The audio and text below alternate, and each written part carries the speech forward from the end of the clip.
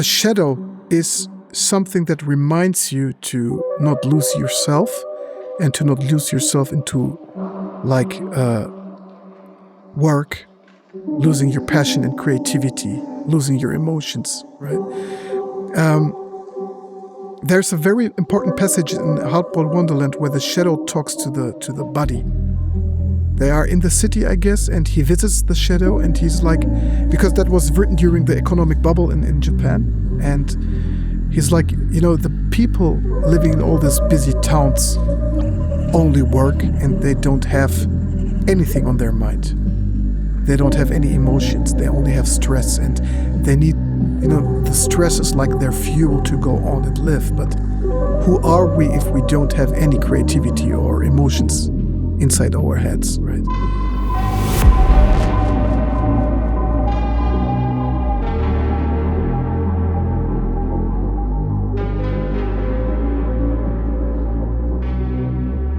I was wondering if it seems in some ways that the hard-boiled style is not Japanese at all. Actually, I'm not interested in writing a hard-boiled mystery book. So I just wanted to use that structure. So I'm using a hard-boiled mystery structure. I'm using a science fiction structure. I'm using a love story structure. I just interested in those structure. And talking about hard-boiled style, mystery style, and I'm interested in that the fact that they are very individualist. They are loner. Because it's not easy to live in Japan as a loner. Yes. And I'm a loner. I'm an individualist.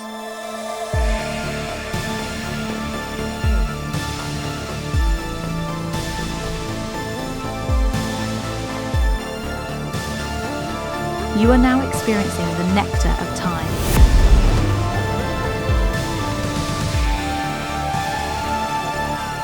Welcome to another episode of Nectar of Time. I'm your host, Tamir Barzilai, and today we're going into the Murakami rabbit hole. Today's episode is a special episode because, as many of you know, I'm a huge Haruki Murakami fan. I own every single first print and first edition Haruki Murakami book published in the US, both on paperback and hardcover. This is a very exciting episode for me. I get to speak with someone who's just as passionate, if not more passionate, about Murakami's work and really dive into why we're so passionate about it. Today's guest is a true Murakamian. Salih Yayar is a student, or shall I say citizen, of the many worlds and universes of Haruki Murakami's literature. Salih has created some of the most popular digital channels for spreading the gospel of Haruki Murakami online. He creates documentaries on YouTube, runs a book club, and even has his own podcast called Convo on the Shore. His passion is infectious, and his style is intellectual and elegant. On today's episode, Salih shares his perspective on the hidden wisdom contained in Murakami's perplexing labyrinths, and how we can take those ideas and integrate them and use them in our own lives to enhance our own perspectives. And if you're not familiar with Haruki Murakami, I hope with this episode you'll get just a glimpse into the epic universe that holds so many beautiful truths and horizons and vistas of life. Thank you, and please enjoy the Nectar of Time. Salih, welcome to Nectar of Time. Thank you very much. We haven't known each other for too long. This is sort of our first conversation, but I feel like I know a little bit about you just from all of the videos that you've posted and your YouTube channel and everything. Where are you calling from right now today? First of all, thanks for having me. Thanks for hitting up. I'm from Germany, actually, so it's 5:30 p.m. right now, and quite exciting to talk to you. Well, I do have like a few questions today, and I do usually have these episodes anchored around a specific theme. And I guess the problem with Murakami is there's too many potential themes to to isolate, which is why you have an entire channel dedicated to Murakami, because you could basically just talk about this endlessly. I mean, there's so many areas to explore, people to explore, archetypes, psychology, whatever you want. You could, like, whichever topic, you could find an interesting topic there. I think, like, for this episode today, what interested me the most to talk about was something that is a published book by, and I mentioned this to you in the chat, but by Matthew, I think his name is Matthew Carl Strecker, and he wrote this book called The Forbidden Worlds of Haruki Murakami. And this is someone who has studied Murakami and actually met Murakami at his university where he was studying.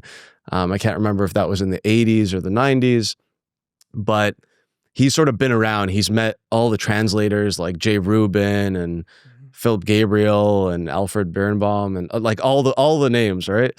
So he came up with this book to discuss the reality and the unreality. He wouldn't call it that, but the real world and the metaphysical world of Haruki Murakami's books, and sort of like why he's taking us there. Like, what's the point of, you know, whichever protagonist is sitting in the well and, you know, going through the walls and whichever book you want, what is the point of that? And what does that do for us as a reader? Does it have a greater message? And I think that's a pretty interesting topic to discuss. I don't know that we need to like jump into that right away, but I do want to touch on that on the show today, at least the surface level, because it's obviously like the guy wrote an entire book on it. So obviously that could be a really long podcast. But before we get into that, now that I've sort of set the theme, and I hope you're okay with that, I would love to know how you got into Haruki Murakami and because everyone has their like story of how they got into Murakami. And I'd love to know yours. So Salih, if you want to take it away. Sure. So I got into Murakami around 7 years ago. That was in April 2018. And, you know, I've always been an avid reader, but the books that I read before were always centering around sci-fi or movies, you know, nothing comparable to Murakami. And my main issue at that time was that I was quite stressed. I didn't feel good. And that was also when I just passed the magical 30. I guess that's the main issue with almost every protagonist. Which year did you say this was? 2018, 7 years 2018, ago. okay. Yeah, 2018. Now, I restarted my life at that point. So I started a new job half a year ago, and which was quite, I always say it was an escape, because the thing that I did before didn't make me happy at all. You know, I've been traveling around a lot, but it was always, you know, for the purpose of business. It was nothing like, you know, traveling around and seeing places, always like rushing from one place to another. And I had a lot of difficulties to focus on something I really like. I always had this kind of hobbies like video editing, photography, and, you know, traveling, but I didn't have any chance to live it, right? And then for my 30th birthday, I got this voucher from my family for the local bookstore. And I said, okay, you started to resort things. Now you can also start to, you know, get into something different. And I just went into this bookstore. It was a very, very shiny spring day, really beautiful, just like you can imagine in a film. And they displayed Killing Commendatore quite heavily in the store, right? So I just went in. The name sounded familiar to me, but I didn't have any background, right? So I just opened the book right in the store, went through the first pages, and I was like, this guy is exactly doing what I would like to do right now. He has, you know, he just escaped from the city, went on the countryside and starts painting, and some very strange things are happening. And I took the book and finished it in 3 or 4 days, I guess. And that was the point that got me hooked. And, you know, I purchased every other book I could get into hands, and yeah, that was like the initial start. Wow. So Killing Commendatore was the first one. Yep. Which sounds quite random to others if I talk to them, because everyone started earlier than me, and Killing Commendatore is one of those, I guess, quite underrated works, but it did something to me, right?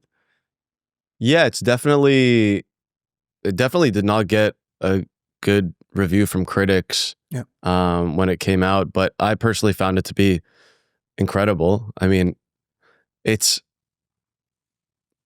don't know, you have like those memes online where it's like the masculine urge to go do this or that. This is like the masculine urge to just leave your life and go live in a mansion and paint. But there's something about Killing Commendatore specifically that hits on all of the like regular hallmarks of Murakami, right? Like it's almost like a composite of all of his cool concepts. Like you have the well, you have the freshly made ears, you have the the entire metaphysical world. That was an interesting one. But what made you what drew you into it? Because it's one thing to read a metaphysical book, magical realism book. There's a lot of those out there, right? What about Murakami really hit you that made it special? Because this is really important to articulate. There's some authors that just do a little bit extra for you, right? And Murakami is one of those authors. So can you pinpoint it? Are you even able to pinpoint it? Or are you still figuring that out? I can try. I have a lot of thoughts about it. I think what, for me, the most important point was that things can happen in your life, right? But maybe it's easier to cope with them if you form them into metaphors. So if you have something menacing in your life, just imagine this is a small commendatore sitting in the corner, tries to threaten you, but actually it's not real. You see it, but you don't need it to take it too serious, right? And the way he just throws things into the reality and doesn't create a whole new world, but you're still in the reality, I think that's something that makes it quite easy to understand and to cope with. So it's that infusion into sort of the regular life that makes it special.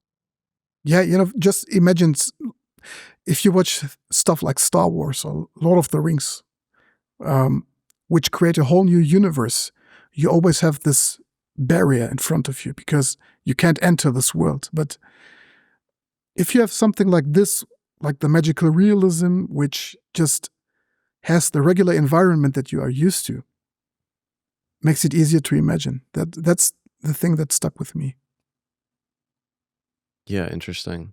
For me, it wasn't Killing Commendatore, but it was actually Hard-Boiled Wonderland was my first book. Beautiful. Which is kind of a heavy one to start with. And it's so normal Murakami. I feel like obviously we got The City and Its Uncertain Walls, which by the way, I'm currently reading. So cool. We can't do any spoilers on that one, but I've read all the other books. But that universe, we didn't get since when did he write it? 89 or something? He wrote Hard-Boiled? 85, I think. 85. Yeah. Boom. And that was the last time we got that flavor of Murakami, right? Yeah. So, and when I was reading up on Murakami, apparently this was an interview 10 years back, but he was asked what is his favorite novel that he wrote, and it was Hard-Boiled Wonderland was his favorite that he said. And so I always thought, okay, well, I'm starting with the guy's favorite one. And I ended up coming across it because during COVID, so in 2020. So I'm pretty new to Murakami as well. And I have some friends that read it in high school, and I'm so jealous that they got to read it in high school. I wish I read this in high school. But I was in a book club, and I joined the book club because of COVID, because there's nothing else to do. And I would only read, sort of similar to you, like I was really involved in business and reading nonfiction books all the time. So I'd go to my bookstore and I'd be picking up all of the psychology books and the business books and the self-help books and like everything to like optimize and, you know, grow and whatever, which I've talked on this podcast before. Like, that's great, but you're missing out on like an entire other side of the world that exists, right? If you're just optimizing all the time, like you're going to become really efficient and you're going to have like no personality. Right. So I joined this book club and it was like books that I would never pick myself, like ever. And I thought that was good. Like I can expose myself to new ideas and new concepts. And then someone like mentioned Murakami and I'm like, who is this Murakami? And then I follow, do you know Neil Strauss? He wrote The Game. He's a journalist for Rolling Stone magazine. But anyways, he's like this like pretty prolific modern writer and journalist. And he had this book club for COVID also online. And the book that he chose was Hard-Boiled Wonderland. And so I made a recommendation to my group and I said, hey guys, you guys mentioned Murakami is good. Have you guys read this one? They said, no, we haven't read this one before. Let's check it out. So we all read that together. And Salih, I remember finishing that book. I did it on audio. So it doesn't count as reading per se, but I listened to it and it took me like maybe 2 weeks. When I started it, it was already like the first chapter was like, what on earth is this? Like what am I reading? And if you remember the opening scene in Hard-Boiled Wonderland, he's just in that elevator that's like a never-ending elevator, going to the scientist or professor or whatever. And then anyways, like fast forward a couple weeks later, I finished reading it on a walk, like on a really long walk. And I remember just like at the end of the walk, I took my headphones out and I'm like, what the hell just happened? And at that moment, I had never in my life experienced something like that. That was the first time that I felt those feelings and emotions and just sheer wonder after reading a book. And I read many, many good books growing up, but this one just, as an adult, took things to another level. And yeah, like that's what set me on the journey. So I think probably similar to you, it sounds like you really just got seduced by it.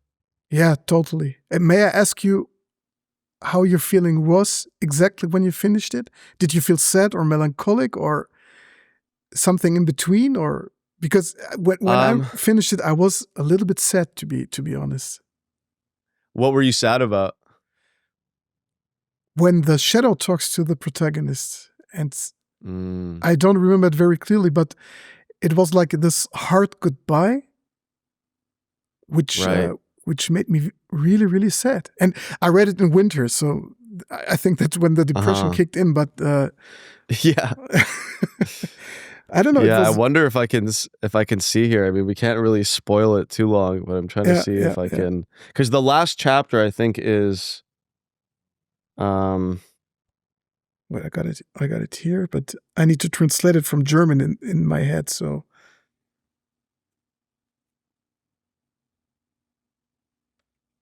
yeah, there's some interesting stuff. Like, you know, at the end, spoiler alert. You know, skip ahead. Probably, I'll put a little timestamp here for people. But there's this line I think because the shadow is talking to him, right? Yeah, and he says, I have discovered the reason the town exists. I don't want to know, he says, because I already know. You yourself created this town. You made everything here. The wall, the river, the woods, the library, the gate, everything. Even this pool. I've known all along. Then why did you not tell me sooner? Because you would have only left me here like this. Because your rightful world is there outside. Yeah. My shadow sits down in the snow and shakes his head from side to side. But you won't listen, will you? I have responsibilities, I say. I cannot forsake the people and places and things I have created. I know I do you a terrible wrong, and yes, perhaps I wrong myself too. But I must see out the consequences of my own doings. This is my world. The wall is here to hold me in. The river flows through me. The smoke is me burning. I must know why. Yeah, that's heavy. Yeah. That really made me sad. Also when he says, I'm staring at the point where my shadow vanished, but I don't see anything.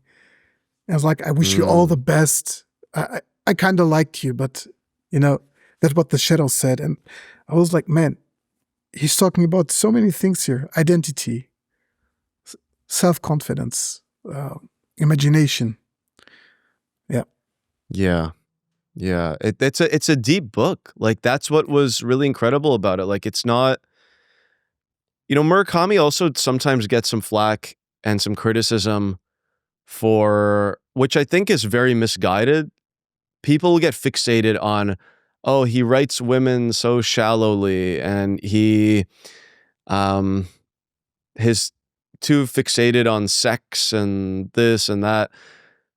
But I think like they're just being like so, I don't know, unnecessarily picky about things that don't really matter. Like for me, there's a lot of weird sex scenes in Hard-Boiled Wonderland, actually. Yeah. But like, who cares? That's part of life.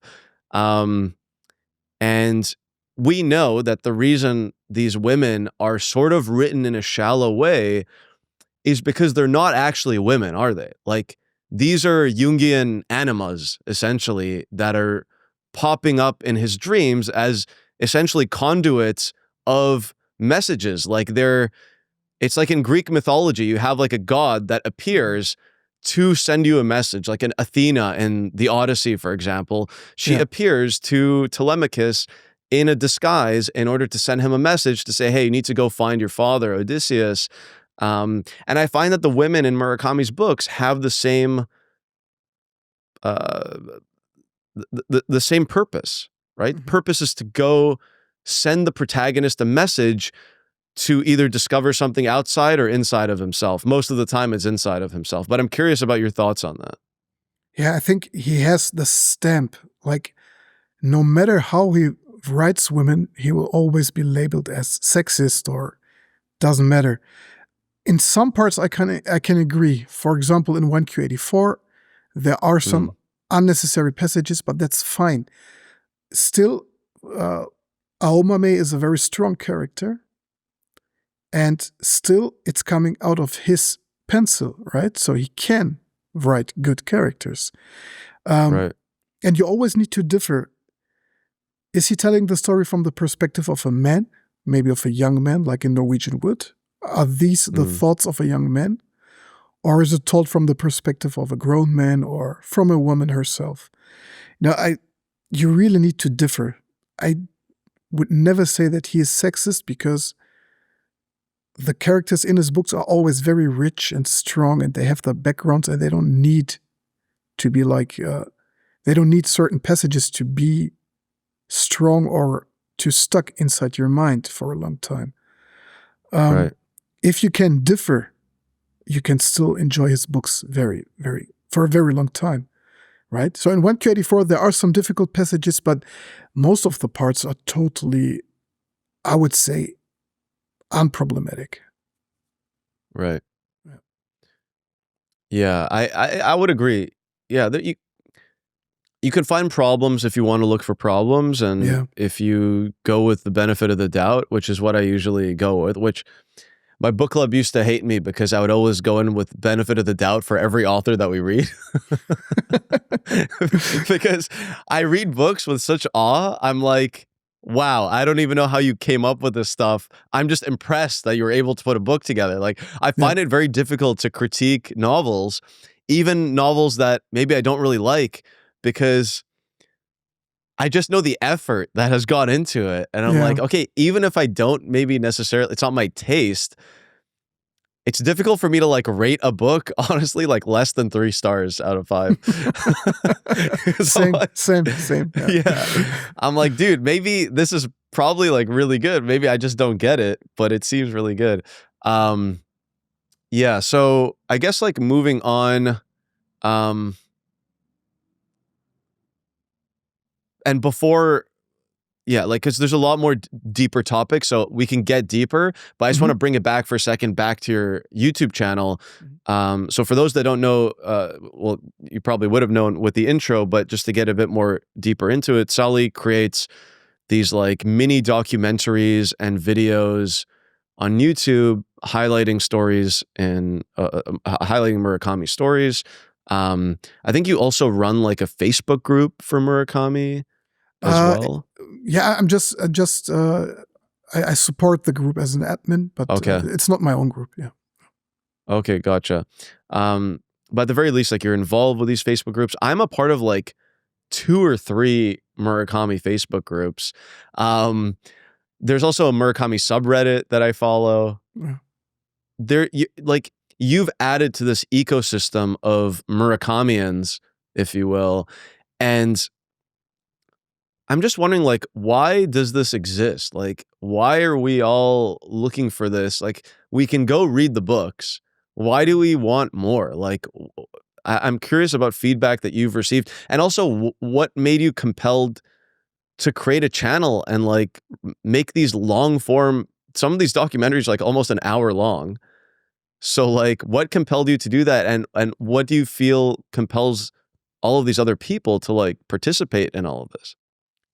You know, from my own perspective, I've always been a very visual guy, right? I need to visualize things. And when I read all these books and all these descriptions and metaphors he mentioned, or if he describes a certain character, I was like, man, I need to see this. I need to see that somehow. And Googled some things and I found some, sketches and drawings and graphics. I was like, that's not enough. It's beautiful, but it's not enough for me, right? And I was wondering, so why are there so few movies about him? Almost every novelist has some sort of novels that got filmed, right?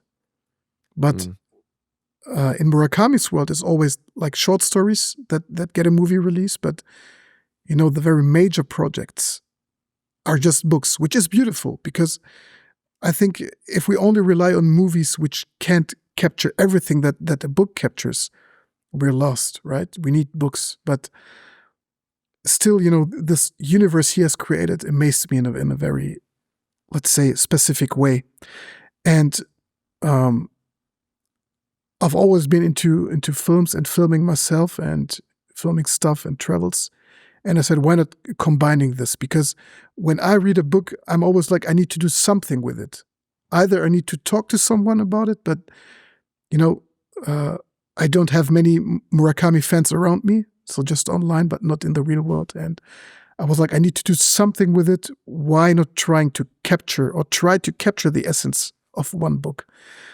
And this is how this just started. I went through all my hard drives and looked up what I filmed in the past years, combined it with some stock footage, with some graphics and music. And that's how the thing started. And if I talk to other people, they're always like, yeah, all these descriptions in the book, which are very, very detailed and, rich in colors, rich in words, I need to visualize them. And that's the thing, I guess, which drives us to see and to watch all these things. Right. And so I guess you also touched on the fact that there's not too many people in your regular day-to-day that you can discuss Murakami with. Yeah. So I guess that is the reason why these groups exist online, that they just need to be discussed because they're so mysterious and wonderful and confusing. Yeah, exactly. That's it. In Germany, we have a very common genre in Germany is crime. Scandinavian crime or German crime books or love stories. But Murakami also has a very huge fan base here in Germany, but it's spread all over the country. And the city that I'm living in is a very is a book-loving city. We have many libraries here, bookstores. Where are you? Murakami, it's around 1 hour from Dortmund, between Dortmund and Hanover, so West Germany. The city's name is Gütersloh, which is a very beautiful city. I love to live here. But, Murakami is still a niche, right? I guess that's the thing, that why you connect to people online, because you need to let all these thoughts out. Right. Yeah, there's something about it that you need to share and discuss and appreciate, especially like it's sort of like, and Murakami's still alive too, and it's really cool to know like what's happening next. Is there any more, like, is The City and Its Uncertain Walls the last novel? Somehow I don't think it is, because he hasn't necessarily said that it is. I mean, do you know if it is or not? So he hasn't announced anything, but he is present than ever before, right? So he's attending a lot of let's say events right now, and does a lot of readings, and maybe this, there's something in the tank, I guess. Yeah. Yeah. Well, it's all his running. Dude's in great shape. Yeah. And what is he, 76? Yep. 76. Yeah, so 76, you can be still quite young, right? Like a lot of 76-year-olds running for president. Yeah. So like I think he's still got a lot of juice in him. And the Japanese, just notoriously in great shape, and good diet and blah blah blah. That's my goal. I would really like to go interview Murakami. Like if I can interview Murakami in person, that would be pretty epic. So yeah, I think like maybe my goal for 2026, I don't think it's gonna happen this year, and I'm too small for now, but I was able to get some pretty cool high profile guests. Actually, I haven't released those episodes yet. So we'll see what happens, but that would be epic. But I wonder if he would do it in English, because he can speak English. Yeah. But he doesn't do many interviews in English. Like they're very rare. Very, very rare. Yeah. Have you heard those BBC BBC ones? Yes. Those are so cool. Yeah. Listen to them. Yeah. Yeah. I could listen to this guy for hours, right? So, but that's the thing. He's very reclusive, and he chooses very wisely. So, yeah. There were also some interviews in Germany, only released in text form, right? So, but maybe one day we have the chance to talk to him. Would be so cool. If I get an invite, I'll call you up. Yeah, definitely. We'll set up the travel plans. But here's my question for you, because this is the question that I would ask him. Okay, Murakami got married very young, right? And in that era, it was not that young. In that era, it was like pretty normal, right? Because I think he was like maybe like 23, 24 when he got married, still a student, or maybe even earlier. Yeah. Possibly earlier. We know he did his jazz club, and him and his wife ran the jazz club together. They had a couple of them, or like a bar, jazz club, whatever you want to call it. And that he didn't actually start writing until he was 30 years old, or that was his first flash of inspiration at the baseball game, right? And for those that are not aware of this, obviously this is like a very like in the know podcast today, but for those that are not aware, Haruki Murakami did not write his first novel or novella in that case until he was 30 years old, and he got inspiration as like a flash of, I don't know, it was like just a flash that came to him while he was watching a baseball match of his favorite team. And that team ended up like, they were like one of the worst teams to end up winning the league that season. And so all these serendipitous things happen. He like submitted this manuscript and then forgot about it for 6 months. And then he was told that he won an award for it. And the whole thing is like very, very cool. And that's like an entire other conversation. But that's just for the listeners that maybe are being introduced to Murakami here for the first time. Very fascinating character, and never give up. Like, you don't need to be writing at like 15 years old in order to write. Sometimes we also don't know what to write until later in life. Some might argue 30 is too early even to start writing. So True. Yeah. And I'm curious, actually, before I get into it, do you write at all? What I did in the past was I was writing movie reviews for an online magazine, and I started to write a novel last year, but it's quite difficult. You know, I always have thoughts in my mind, but bringing them on paper it's a different thing, right? Right. And sometimes I don't write for a month or two. You know, always some words, something that, you know, if something pops up in my mind, I just write it down. But I guess it will be a very long process, but I'm not pushing myself anyway, so it's fine. Do you write? Yeah. Well, that's interesting that it's in there. It's somewhere in there, and you never know when it's gonna come up. Yeah, I do write. I have one. Like, I have like a couple short stories, one in particular where I think it's like pretty ready to publish, and I sort of I send this out to like everyone when they ask me what I write, what I write about. But it's difficult to like release just one short story. Like, I feel like I need to have like a few that I'm like really confident in, and then release those together. But I just think now like writing is going to become such a, like, it was already like a niche, rare skill in the digital era where or like the fast information era, where like writing, it's like, I don't like, just make a video, like be a YouTuber or something. You know what I mean? Like, it was already sort of on the decline, and now with AI, it's like I feel everyone's like very intimidated by it, because you can write a pretty awesome short story right now with AI, and it's only going to get better. But I think it's going to be like, okay, well, we've been able to create like fast manufactured clothes for a while. It just made the handmade tailored clothing a lot more expensive and a lot more luxurious. Like, before, everyone went to a tailor to get a suit, right? Now everyone just goes to like H&M or Zara or whatever to get their suit.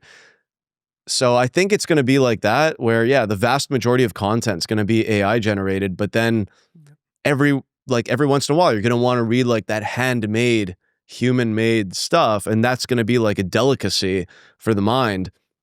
So I think I would love to like participate in that in the future, but writing is just like a lifelong endeavor. Like, I don't know, like, I'm 30 right now. Maybe I'm not going to publish anything till I'm 40. I don't know, until I have the confidence. It's hard to say. Maybe the really good idea is not going to like come, but I do want to write, and it just depends, I think, like on the idea. I don't want to like force it either, if that makes sense. Yeah, you just got to trust the process. If it comes, it comes. And, you know, if you force it, it won't be the same as you planned. And and I always say, like, the writing for me, like, I've written a few things privately, and when I write, it's like an exorcism. Like, I'm trying to remove something from my body, and that's not like a daily thing for me. That's maybe like every few months I get that urge to take it out. And you also need to find the time. Yeah. But that was a little bit of a tangent. I want to go back, because I originally said I wanted to ask you the question that I was going to ask Murakami, right? And so he marries young. He has this business. Him and his wife seem pretty close. Now, we don't know a lot about his wife. We don't know a lot about his love life. Yet when you read his books, at least for me, when I read his books, it feels like, it feels sometimes to me that he's living vicariously through his characters. And he's living different timelines in his life that could potentially exist through his books. for example, a lot of times he writes about a disgruntled marriage. He writes about a marriage that isn't actually going very well, and he needs to explore himself through other women in order to then come back to his wife. Okay, we saw this in Killing Commendatore. Yeah. We saw this in Wind Up Bird Chronicle, and we see it also to some degree even in like the Rat trilogy, where he wants Kiki, but he also wants to explore these other women, and specifically in Dance, Dance, Dance, the girl that works at the hotel, I forget her name, but like he's finding Kiki, but he's also like, and to me, it's like he wants to have a woman in the real world as a partner, and he also wants to have a partner in the unreal world. And both of those partners have almost equal significance. So I would simply ask him, I'm like, how much of these characters like is you? Yeah. Right? Like how much of this is you living vicariously? And I feel like I might offend him potentially with that question, to question, his happiness and his satisfaction in his marriage. But it begs the question, and I'm curious about your thoughts on all this. I think he's a multiverse guy. Yeah. I can relate to this question because I asked this myself as well, especially in South of the Border, West of the Sun. Yeah, that's another one. Yeah, he pushes it to the limit there because he is almost, so close to leave his wife. He betrays her. And I always thought, or I asked myself, is this a common thing in Japan? But turns out it's not, right? So it's a more common thing in his books, like living this double life, let it be in the real world or in another universe. And he married young. That's the point. I guess he tries to relive his youth, maybe. Times he's missed. It's possible, right? But it could also be that he's like creating all these characters just to, to give a little bit more essence into the story. It's very hard. It's very hard to differ, right? Because, for example, Tango in 1Q84 also has several relationships, and also a relationship in Transcendence, right? So he's almost having like he's having sex without touching anybody, right?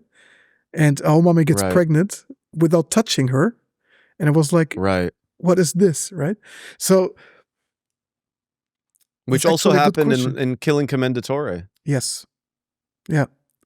I guess you can ask him this question, and he's not getting offended at all, because there is a conversation between him and Mieko Kawakami. And she asked very specific questions about female characters in his books, and his reaction was quite relaxed. It was almost like, "Oh, I never thought about this. Oh, it's possible. Yeah, could be. I just write it down. Oh, what did I write there? I can't remember. What happened in 1Q84? Oh, okay." But he's very aloof. He's very aloof like that, and I don't really like it. I need more answers. I need more clarity from Haruki. But yeah, that's interesting to know that you have those same curiosities about him. I think we should know. We're not entitled to know, but I think we should know. But I also understand that some of this is very private. Like, I do think when you're writing from the soul, there's a lot of it that you're sharing with the world that maybe you don't want to get into the actual source code of where this is originating from. You're like, hey, this is enough that I'm sharing this with you. Enjoy it, but don't ask me too many personal questions about it. Because he is a personal guy, but maybe I just find it odd that, well, I haven't finished the City and its Uncertain Walls. I know what it's about, and it's basically about like young love that is from high school, and like the guy's in his 70s writing about a young love in high school. I'm just thinking like, like, why is he writing about that? You know, like I get the argument. Like this is the argument of when he won the Jerusalem Prize and he gave the speech when he went to Israel and he's making a political statement about the eggshell and the wall and okay, maybe the city and his uncertain walls is like, again, I haven't finished it, but maybe it's another reference to like resistance or something. But I don't really buy it. I don't really buy it, to be honest. No, it's a mix. It's a mix. You know, he started this story in the 80s as well, which was a short story back in the days. I guess you heard about it. And he just, you know, he expanded the universe a bit because when he wrote this, it was during COVID. And there were like the imaginary walls when you were locked up at home and couldn't leave the house. And also the war in the Ukraine started at the same time or a year later. Right. It's a mix, I guess. And he's also focusing a lot more on death in this book. So you can see that he has become older, right? And this is just like, there's a lot of coincidence in his books, right? And the main issue with the Western audience, which we are very used to get explanations for everything, right? So there are not many books or films that are open-ended for us. For like, you're watching a Christopher Nolan film, so many weird things happen in this film, but still you get a logical explanation at the end. And we're used to it. We need something like this. But if you just take a look on, let's say, Japanese or Asian films or content or books, it's normal that these things happen. And they don't ask for any explanation. They take it for granted. And that's maybe the main issue that we have, that we need to over-explain things. You know, I always catch myself. I need to understand why is this happening. But still, I made up my mind, I guess, okay, this is Murakami. You won't get an explanation. Sometimes you get it, sometimes you don't. But I think that's the main issue that most of the readers have, and that distracts many readers from Murakami. I know many people, I talked to many people who said, I read like 5 or 6 books, I don't like him, and was like, okay, then why you kept reading him? Didn't you know that after 2 or 3 books? Yeah, but I wanted to understand him. I said, okay. Interesting. Yeah, I guess for people who read a lot of books, then that's not a big deal maybe to go through 5 or 6.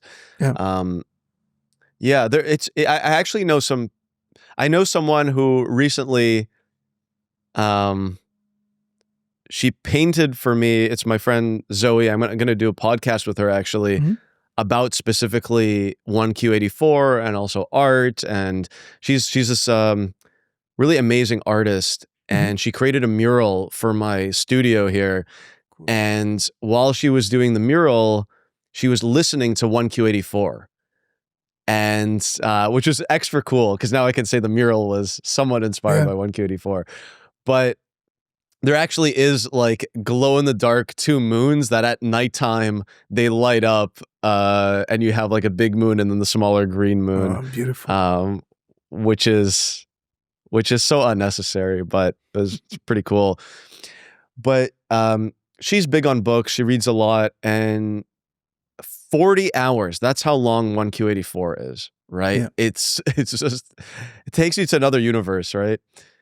Her reaction was so interesting because she almost wanted to hate it, but it's just so compelling that like you can't just hate it. You're like confused by it. Like you're intrigued by it. Of course, the main criticism of 1Q84 is that it's way too long, that Murakami could have just like chopped like 25% of that away. But purist Murakamians like ourselves would say every word is perfect. I don't know what your thoughts on it are, but I need to know exactly how he's cooking his pasta, right? Yeah. It's extensive. It's really extensive. It's repetitive, but this is what we need, right? We need this repetitive passages. And, you know, For 134, just an example, I was distracted by the passages that I've mentioned, right? But still, I wanted to know how it's going on, what will happen in the end. And I just caught myself in a double standard. I was like, I don't like these passages. It's over-sexualized. It's unnecessary. But still, it was like, this book is so damn cool. I need to read it, right? Right. Yeah, and that's the same with the When a Bird Chronicle. So we got a re-release in Germany, which is now over 1,000 pages long. The initial release was 600 pages. Oh. So, yeah, and I tell you why. Because the English version has been shortened. I guess it was Jay Rubin who decided to cut out some passages. He said they are unnecessary. How many pages you got over there? Yeah, so this is the... I'm just trying to make sure this is the J... Yeah, this is Jay Rubin, and this is... 607 pages. Yeah, and the German release, the initial one, has been translated from Jay Rubin to German at first. And in 2020, they took the Japanese original version and then retranslated it. And now it's over 1,000 pages. You see that blue book on my shelf over there? Yeah. Wait. This one? That's the that Wonder one, Bird okay. Chronicle. Yeah. Wow. And wait, so hold on a second. So you're telling me you have 400 extra pages of the story? Yep. Dude, I'm so jealous. What the heck? Wait, it's so some whole when is the chapters. English one coming? Ask Jay. What the hell? What the hell? You know, there's... Well, we got to give it to someone else then. Give it to like Philip Gabriel or something. Yeah. The thing is, that's also very interesting. I don't know if you heard about it, but you know, at first the books have been translated from English into German, right? And they started to translate it from Japanese quite late. But guess what the reason was? The reason was a German TV show. So they were discussing south of the border, west of the sun, live on TV. There's a German TV show running since the 80s, which is called The Literary Quartet. So it's like four hosts sitting down and discussing several book releases, right? And they were discussing south of the border, west of the sun, which has been translated from English to German. And they were talking about all these passages, like the intimate passages. And one of the hosts was like, I don't like them. This is written like fast food. It's bad. And two other hosts started yelling at her, saying, you don't understand the book. You're too prudish. This is a great book. These are the thoughts of a young man. And this one host decided to leave the show afterwards, after more than 30 years. And since then, the hosts are changing monthly. So they invite guests every month. And then the book has been retranslated from Japanese into German. And the one host that left the show was like, the book is much better now. They got converted. Yep. Interesting. Okay, so we have something to look forward to. I mean, we got the new version of Hard-Boiled Wonderland in English, right? So that I actually bought it, but I haven't gotten around to reading it yet. Because I imagine it's, well, I guess I don't know. Are you familiar with like the differences in that version? So the title has changed. It's the original title right now. Yeah, it's backwards. Backwards, yeah. But I'm not sure what the other differences are. So okay, yeah, need to check it out definitely. My understanding was that it was like an entire retranslation by like I think Alfred Birnbaum did the first version, and then Jay Rubin has done this version. Okay. So it's a total new translation. But I'm not sure how much it actually changes the plot or anything, or if there's more passages and stuff. Like it sounds like this Wind-Up Bird is like almost, you're getting like a new book almost, right? A new part. Yeah. Which is really exciting. So wait, did you read that new version yet? Yeah. I've read it. And how different is it? It's quite different because these are whole chapters that have been left out. Oh wow! Like whole passages. With well, I can't remember the name of the mother and the son. What like cinnamon and cinnamon. Yeah. and More the other stuff with one. cinnamon, and also more passages that were set in Manchuria, right? So there was a whole chapter in Manchuria, it didn't add much to the story, but it added much to the vibe of the book. Yeah, it's that book, Wind Up Bird, I think is his I think that's his greatest work. Yeah. Wind You Up think so? Bird. Yeah. I think it's his, I think like all around, Mhm. there's just something about that book that is, I don't know. It just it takes all of it's like every single special attribute of Murakami books Mhm. and infuses it into that. The only thing that maybe it doesn't have is that like very, like the young love, like coming of age stuff. It doesn't really have that, except maybe with Mei Kasahara, but not really with her. Mhm. So it's missing that trope, but it has almost every other trope. True. It is definitely my top 5. My most favorite is Kafka on the Shore because it has this Really? unhinged creativity. But maybe it's more personal thing. I'm not into cats or something. That's not the deal. But the old man Nakata really touched me on a different level. I don't know why. Yeah. But yeah. So my only qualm about Kafka, I love Kafka, but Kafka was a lot. Like Kafka just was an onslaught of weird. Yeah. Like it's relentless with the weirdness. Yeah. It's obviously very cool. It's like an entire book about is it the Oedipus story? Yeah. Essentially? Yeah. And so I thought that was very, very cool. But the thing that kind of feels like unfinished, which is, again, that's my Western ideology and upbringing, that I need things to be finished. But the thing that feels unfinished is when you had that weird situation happening in the woods where all of the kids kind of became unconscious or whatever happened to them. We never get an explanation to that. Like, do you have an explanation to that? Why? Like, what happened there? Because it was so intense at the beginning of Kafka. There's all this like paperwork and documents that you're like classified documents that are being read, but that you never actually get anywhere, which I guess is maybe like any UFO thing that happens ever. You don't get an explanation, but I'm curious your thoughts on it. I think it's his take on World War II, right?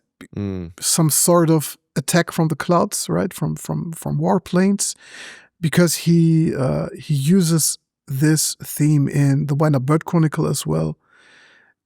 Like the what was his name? Lieutenant Mamiya? Yeah. And Honda. And Murakami himself was born shortly after World War II, and his father fought in World War II. And I think we underestimate the trauma that Japan still has of World War II, right? It's the same thing here in Germany. So we have been one of the major parts from World War II, and it's present in almost, we talk a lot about it in school, and we talk about the historical responsibility and so on. And this is what he covers in his books as well, I think. Also, like in Kafka on the Shore, you still have the like the metaphors from KFC. What was his name again? Colonel Sanders. Colonel Sanders. And also, wait, what's the metaphor? What's the metaphor aside from the fact that he's a pimp? That's a good one. Yeah. What's the other metaphor? I think I missed that. I think it's just the way Nakata copes with the past, that, these planes are responsible for his loss of, like, how can we call it? he's not an adult anymore. He still acts very childish, and he says about himself, I'm stupid, right? Which made me very sad. Is this like, are you referencing like the United States' attack and bombing of I think Japan? it was I think that was the symbol, right? Because in this document they always mention like high-ranked officers and generals. And it's not only Colonel Sanders, it's also the Red Label, Johnny Walker guy, right? Right. And these are like, maybe these are the symbols that stand for the Western influence in Japan, right? That he took those symbols which are well known. I guess you can also take like Ronald McDonald, could also be a way to use this, but maybe that's his way to cope with it, right? Interesting. Yeah, this is such something a deep I saw. Book. I saw this also in some YouTube videos that were talking about it, right? So that's the influence of and the way of the Japanese trauma that they use these things to process the past. So I'm wondering if you could tell me a bit about the end of that book, and again, spoiler alert for those. We can put another timestamp here who haven't read Kafka, but this is sort of going back to the original theme of this conversation, right? Mm-hmm. And the original theme that I wanted to discuss today was, and Strecker puts it really nicely. He calls it the forbidden worlds of Haruki Murakami. Mm-hmm. And I wish I brought the book because I had it with me, but these forbidden worlds, these are like, at some point we're in base reality, right? The base reality is Kafka is sleeping at the library, right? And he is, whatever. He's run away from home and blah blah blah. But then he's staying at the house in the mountain. Mm-hmm. But then at the end of the book, he leaves through the forest and goes into this other portal, and we're not really sure where that portal is exactly, where it begins, where it ends. And this is a theme in many, many Murakami novels, right? You don't really know when reality ends and unreality begins. For a couple examples, right? In 1Q84, you have the highway where, or the overpass where Omame goes over the overpass, climbs the ladder, boom, she's in 1Q84 all of a sudden. But also there's a lot of debate, there's a lot of weirdness exactly there of, again, where does 1Q84 end and 1984 begin, right? Yeah. And the same thing with Wind Up Bird with the well. You also have Killing Commendatore with the well and the passageway that he goes through and being like ferried across to the other side. Mm-hmm. There's a ton of these examples. And what are we supposed to make of these metaphysical places? Like, where are we, like, what have you given a lot of thought to this? Because this is a huge part. It's like 50% of his books. 50% is in the real world, 50% is in this other world. What is this other world? Is this other world even a separate thing? Or potentially, is it telling us that the real world is infused with these synchronicities, with this weirdness, that it's not separate, that it's maybe just a part of daily life? I'm still kind of confused about it. And anyways, I'd love for you to say more, especially on the Kafka side of things. So what I, for myself, explained was like this limbo that they enter, that this is a neutral point between life and death, right? Because in this limbo, things are not like in the reality, because they are able to perform things that the body can't perform in the real world, right? And there's always this duality between Kafka and Nakata, right? So every time Nakata passes out, something horrible happens, something he would never do. And this is the point where his mind enters the limbo and his body stays in the real world. And at this point where you get the separation between body and mind, you lose the things that you're standing for, right? And this is also something that I got out of Hardboiled Wonderland and the end of the world, and also now the city and its uncertain worlds, because you got the separation between body and mind. And the shadow is something that reminds you to not lose yourself and to not lose yourself into like work, losing your passion and creativity, losing your emotions, right? There's a very important passage in Hardboiled Wonderland where the shadow talks to the body. They are in the city, I guess, and he visits the shadow, and he's like, because that was written during the economic bubble in Japan, and he's like, the people living in all these busy towns only work, and they don't have anything on their mind. They don't have any emotions. They only have stress, and they need, the stress is like their fuel to go on and live. But who are we if we don't have any creativity or emotions inside our heads, right?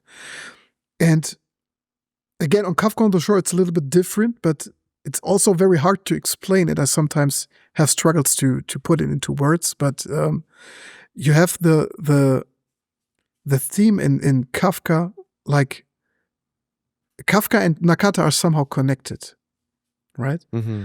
And Kafka is described as very mature for his age, and Nakata is very childish for his age. And maybe this is where the separation came, right? And they need to enter the limbo to perform all the acts that they can't do. I think he mirrors just the human spirit in this and tells us, like, don't lose yourself into work, never lose your creativity, never lose your emotions, and do what you love. Because in the end, this is what he does. He knows how studying works. He knows how to run a jazz club, but now he's living the life he always wanted. He's just following his passion. He's writing, he runs, and the rest of the day doesn't have any schedule. I guess we all know his routine, or Murakami fans know his routine. He wakes up at 4 o'clock, writes for several hours, then goes out running, and the rest of the day is unplanned, unscheduled. And then he goes back to sleep at latest 8 or 9 p.m., right? And this is, I think he's just trying to tell us his, what is it called? Let's say his mantra. It's his mantra to live like this. Yeah. So combining both worlds, even in your own life, not to get too caught up in, for example, making money and allowing life to pass you by and not actually participating, feeling, letting the weirdness of life take part and be a significant component of your life. Because this is sort of a argument against nihilism is what I see. Like, there is meaning.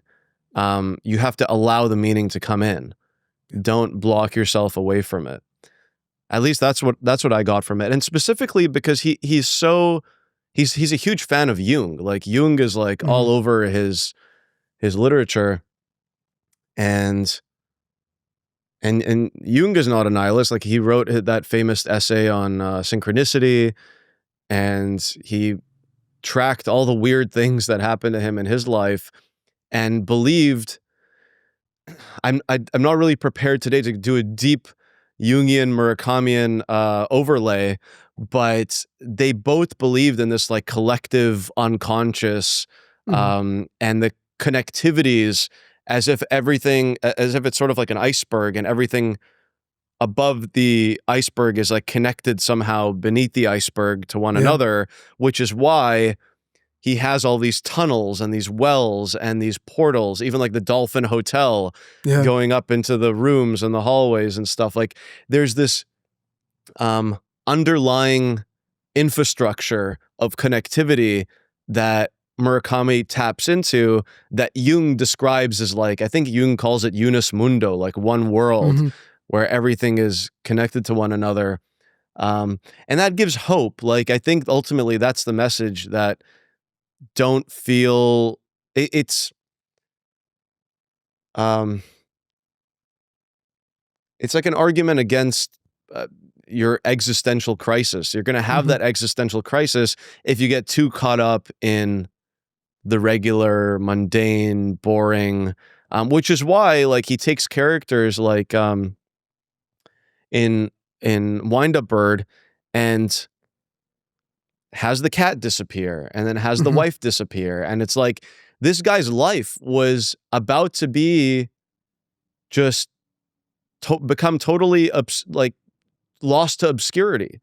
Because he was a lawyer that was not happy with his job, and he was just living that life. Like, if the cat didn't disappear and if his wife didn't disappear, he would probably be stuck in that world that you just described, that they refer to in Hard-Boiled Wonderland as the people that take their jobs too seriously or whatever. Yeah, exactly. Yeah. Did you read Abandoning a Cat, his short story? Is that the one about his father? Yep.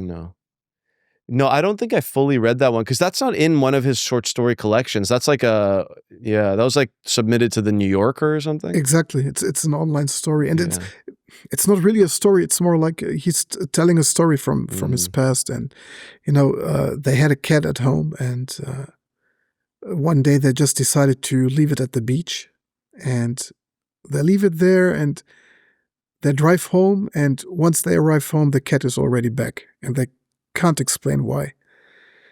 And that was his answer on why do you always have cats in your books, right?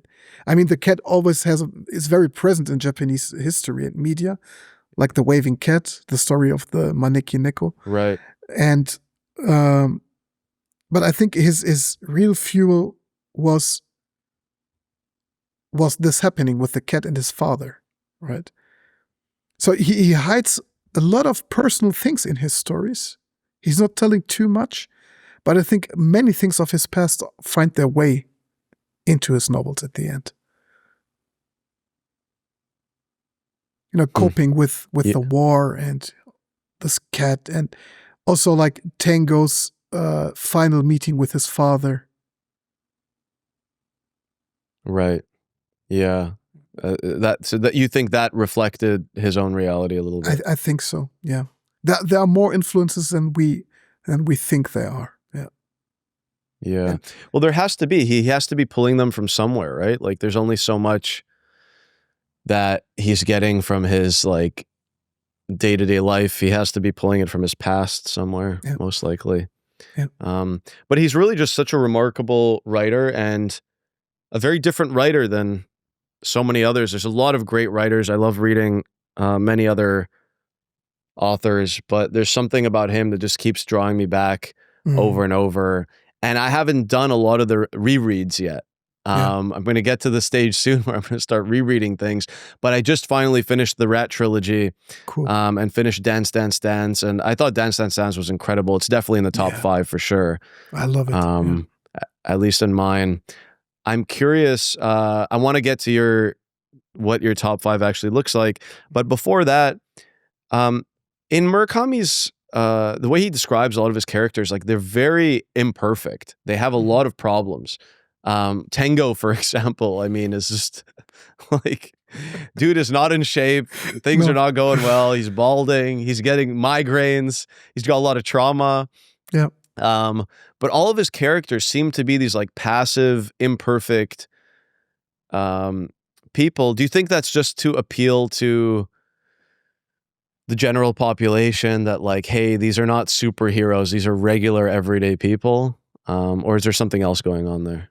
No, I think so as well. And also, a lot of characters are very reclusive and get sucked into situations they are not used to. Right? Very introvert people that meet extroverted people or people that tease them, right? And yeah, that's a common theme, right? And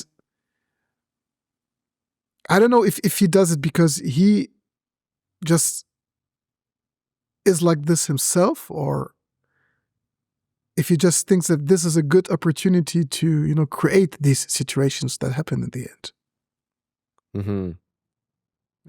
Yeah, it's as is the case a lot of the times with Murakami, difficult to know his true his true motivations for things.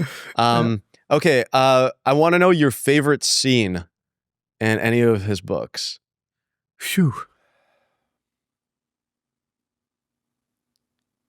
that's difficult. Could be a favorite scene or like a favorite character, I guess. Favorite character is Nakata, definitely. Right.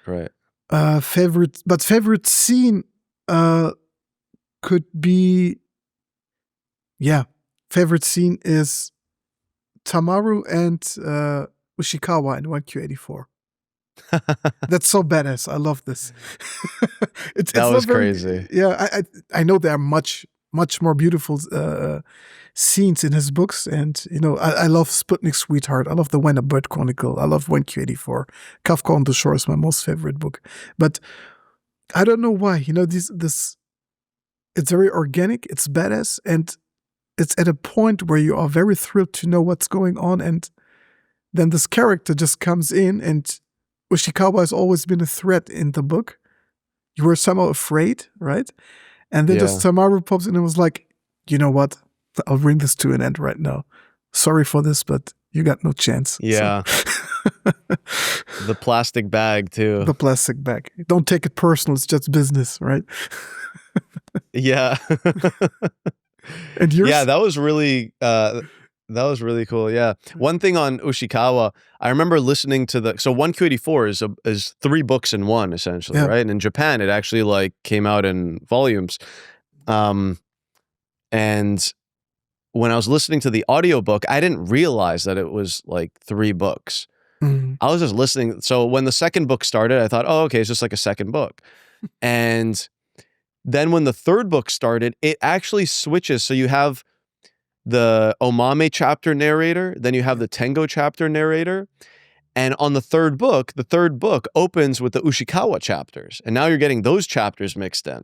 Yeah. And it switched narrators to a new narrator. Yeah. And that blew my mind when I was listening to it. And now it's like a new narrator and you get the perspective of Ushikawa. I was like, oh my God, this is so cool. Yeah. So I thought that was really cool, but that's not really a scene. It's just sort of a comment on Ushikawa. I'll do my favorite character as well, and then I'll do my favorite scene. My favorite character is actually, it's difficult for me to say exactly who right now, but I did really like Menshiki in Killing Commendatore. Yeah, he's cool. He's really cool. Mm. He's more of a side character than a main character, if anything. But the protagonist in Dance Dance Dance is unnamed. In that whole trilogy, I think he's unnamed, right? Yeah. I don't think he has a name. No. Yeah, so he's pretty cool too. My favorite scene is, I asked this question and then I didn't really narrow it down on my end, but it's difficult. It's really difficult. It's really difficult to pick exactly one. I really like the execution of the leader in 1Q84. Mm-hmm. I thought that was just very, very interesting. Mm-hmm. I also really liked the scene where in Colorless Takura Tazaki, where his friend is telling him this weird story about this guy that his dad met in the mountain. Mm-hmm. At that random resort or whatever that they was at, or hotel or whatever. I don't remember exactly what that was, but it's with Murakami scenes, sometimes it's not even about the content, but it's about the vibe. Yep. And there's a few situations where what I really love that Murakami does is he takes a situation where like some people are going out for a drink or having a cup of coffee, and there's just two of them and they're sitting with each other, and it feels like they're in a totally different portal or universe or somewhere that you're now about to embark on a totally new journey together. And so it happens with Menshiki in Killing Commendatore, where he comes over to hear the sound, like the bell that's going on, and they just sit there having some whiskey and they're just talking. There's all sorts of these scenes, like in Colorless Sakura Tazaki, they're just talking together in Sakura Tazaki's room. There's another scene like that where Krita Kano from Wind Up Bird Chronicle is talking about all of her story of her pain in her life, and they're together seated there. There's all, like, whenever you have these one-on-one situations, you know there's going to be some incredible anecdotes that are about to be dropped. Yes. And that part, like, I really, really love. I really love the Town of Cats story in 1Q84. And as far as a visual, I think the visuals that really got ingrained in my brain, the top one would be in Sputnik Sweetheart, where I forget the name of the woman, but it's the older woman when she's in France and she's on a Ferris wheel, and she sees herself. She's on this Ferris wheel in like some place in like the countryside of France, and there's this little festival that's happening, and she's on the Ferris wheel by herself, and she can see about a kilometer or so away herself. She can see her apartment, right? Yeah. And in her apartment, she sees herself in her apartment, and that's when her hair all of a sudden turns silver, turns gray.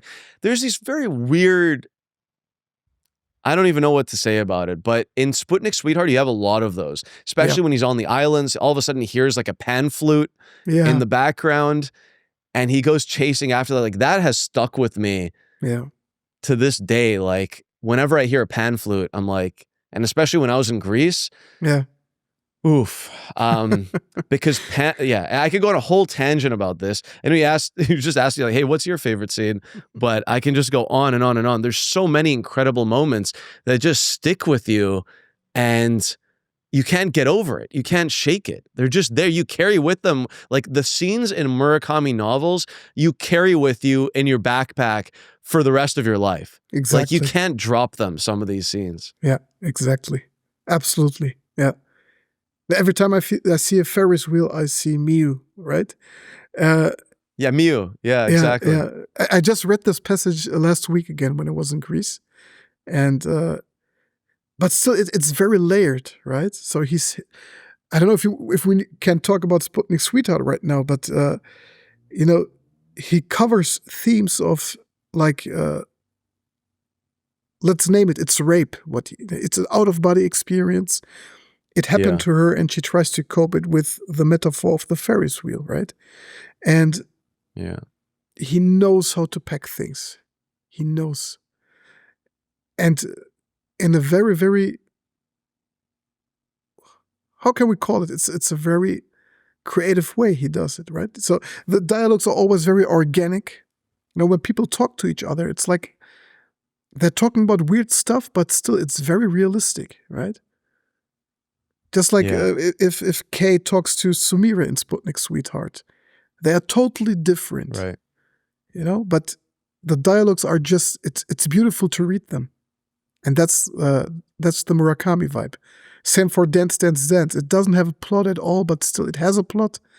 But you're caught up in 80s Tokyo and Hokkaido and Hawaii. It has the vibe, right?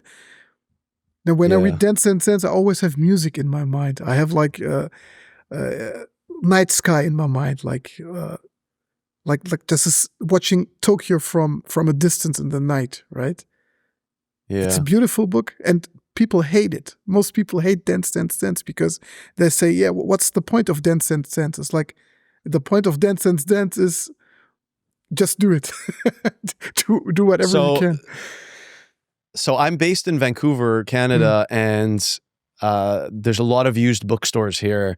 And it's funny because almost every used bookstore is run by like 60-year-old plus male who seems like he's like unmarried and kind of like a Murakami character. And funny enough, like Murakami books at used bookstores are incredibly difficult to find. Like the minute they're there, they disappear. I don't know if it's like that in Germany, but like they fly off the shelf. And so I'm kind of known, for a while I was known as the guy who'd be like finding used Murakami. So I have a huge collection. I actually own every first edition US paperback and hardcover. And if I can get a first print, I'll get a first print. Beautiful. But I did a lot of my digging at these bookstores. I got to know the owners, and the owners, I would ask them like, hey, what's your favorite Murakami? Because a lot of them are Murakami fans, actually. Every single one, we're talking about four distinct owners, or I guess maybe not that distinct if they're also similar, but four owners said Dance, Dance, Dance was their favorite Murakami novel. Yeah. And I think Dance, Dance, Dance requires a bit more of a sophisticated lens than, because there is no plot really except need to find Kiki, right?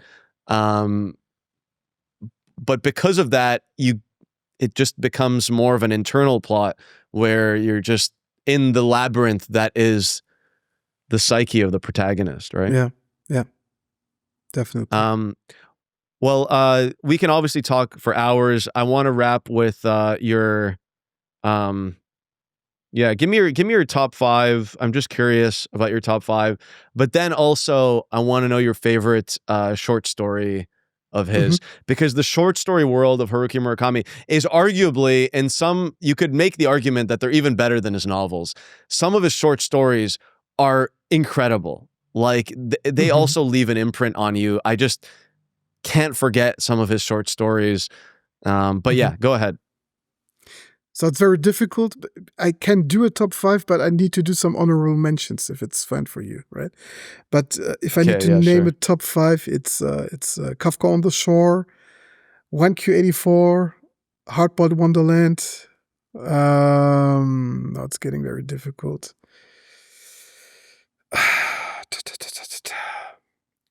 Norwegian Wood. I really like Norwegian Wood. Okay. And Sputnik Sweetheart. That would be my top 5. And if I can name some honorable mentions, it would be... It's funny that Wind Up didn't make it into the cut. Yeah, I love Wind Up Bird Chronicle, but the thing is, this... And it also helped me through a difficult time. I need to... That's why it's in the honorable mentions. But... You know, this releasing schedule here in Germany, this issue really stressed me out. And when I read it, I was like, why couldn't I read it at the first time? Right? And I think when I first read it, I missed some really important parts. And it's like getting a director's cut of a movie right now, but it was always like this disappointment that you couldn't watch it in cinema in this version, right? So, so that's why an honorable mention for this one, and also for Killing Commendatore, and also A Wild Sheep Chase, of course. You know, these are all great books. It's very difficult. It's really difficult. Yeah. What's your least favorite? And then we'll get to the short story. Of course. So the least favorite is.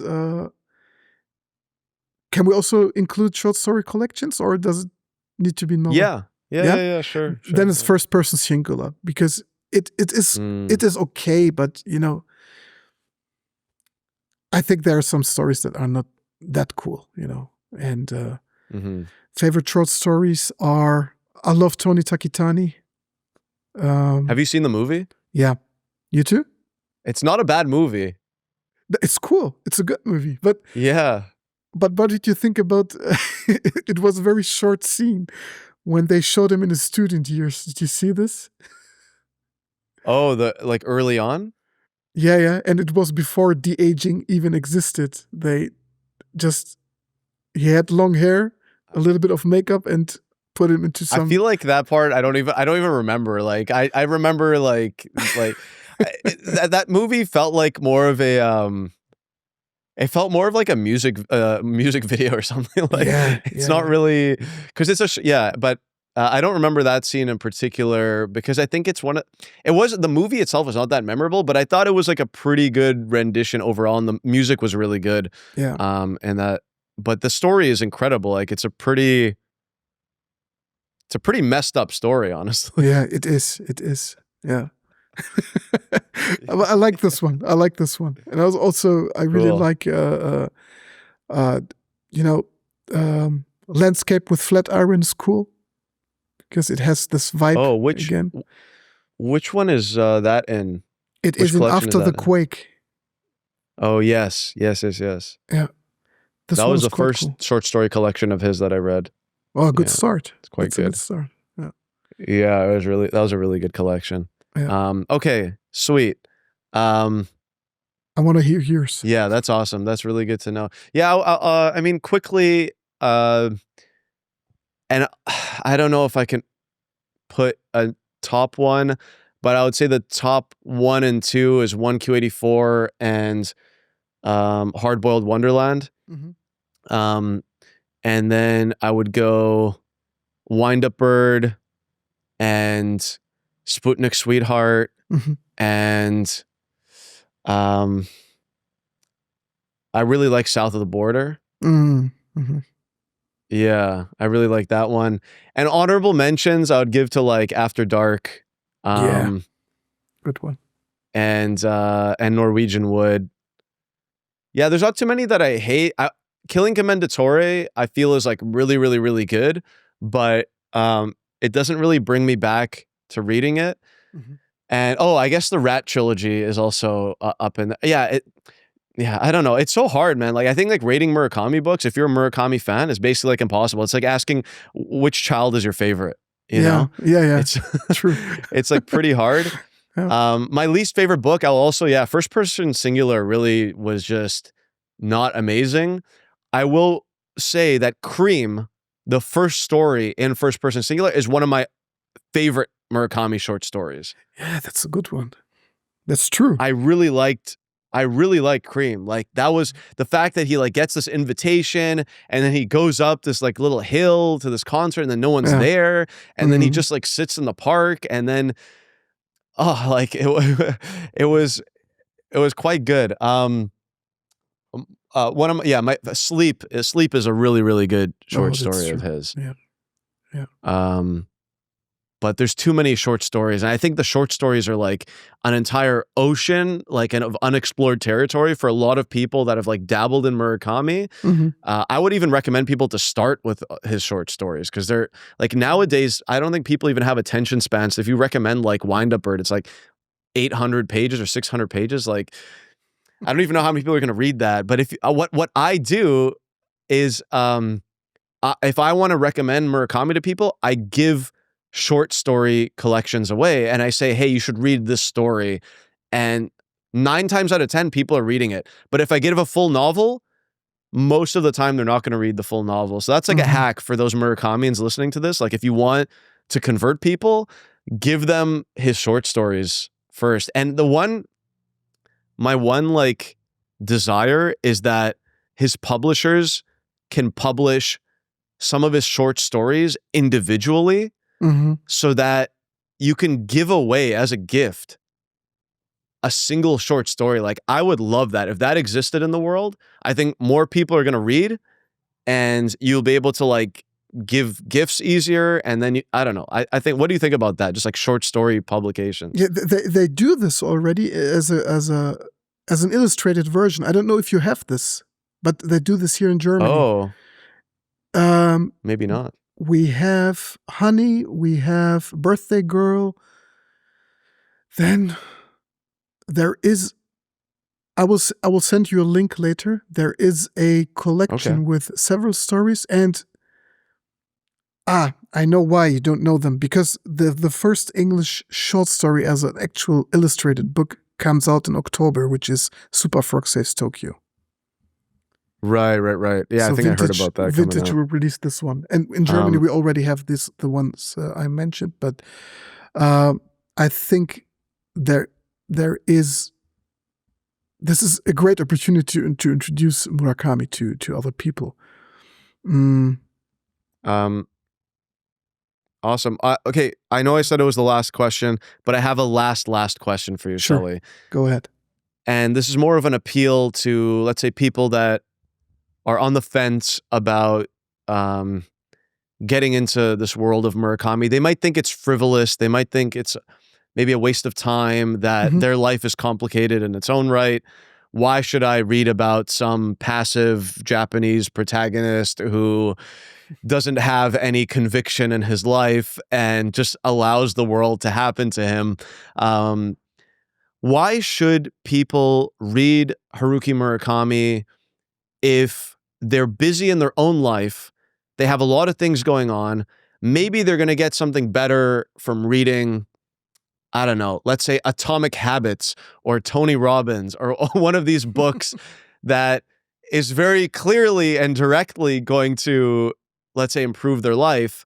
What would be your argument for people to read Murakami in order to help themselves grow as humans, and even fiction in general? And because that's what Nectar of Time, that's what my podcast is all about. It's trying to convert people from strictly reading nonfiction for growth and getting them to also have like a hybrid model where you read fiction and nonfiction. So what's your argument? Because I'm convinced, I know, and I know you know, but in your words, why should people give Murakami a chance in particular?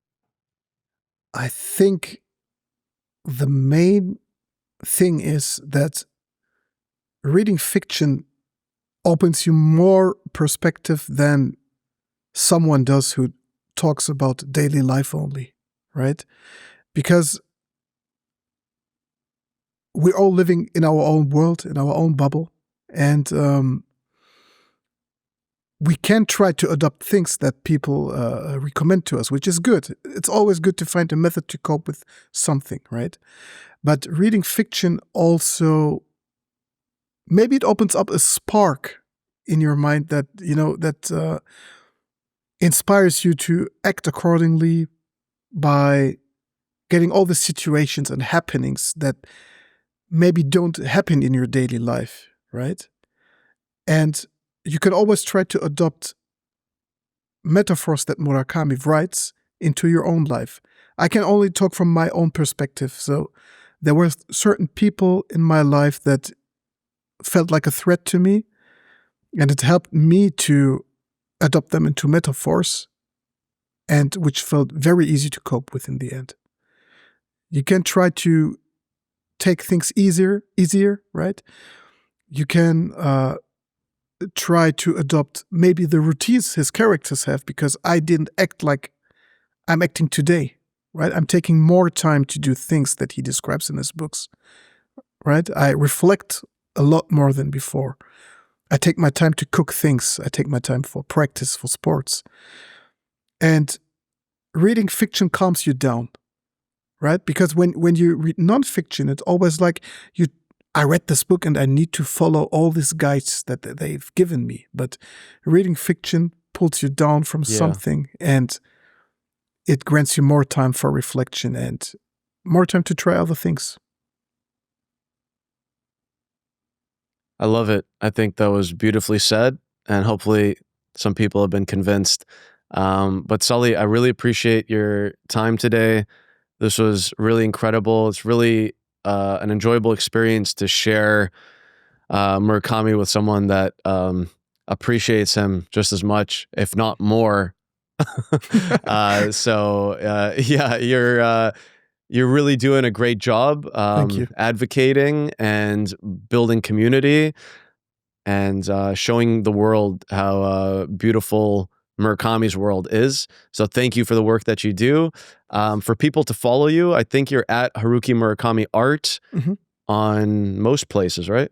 Yeah, mainly on YouTube and Instagram. So if just write Haruki Murakami Art, and I think you're gonna find me. And do you have any projects lined up that people can look forward to? Oh, I forgot. So we also have a podcast with my friend Leo from Kentucky. So if you check out Convo on the Shore on Spotify, we got some episodes out. So 1 book per episode is being discussed, and we'd like to invite you as well. I think we will have a good opportunity to discuss together. So yeah, sure, why not? I heard, I was listening to the last episode, I think, on Norwegian Wood. So that's fun. That's really awesome that there's a dedicated Murakami podcast. Thanks. So much more to discuss. We'll leave it for another day. Thanks again, Salih. Thanks for having me again. Thank you very much.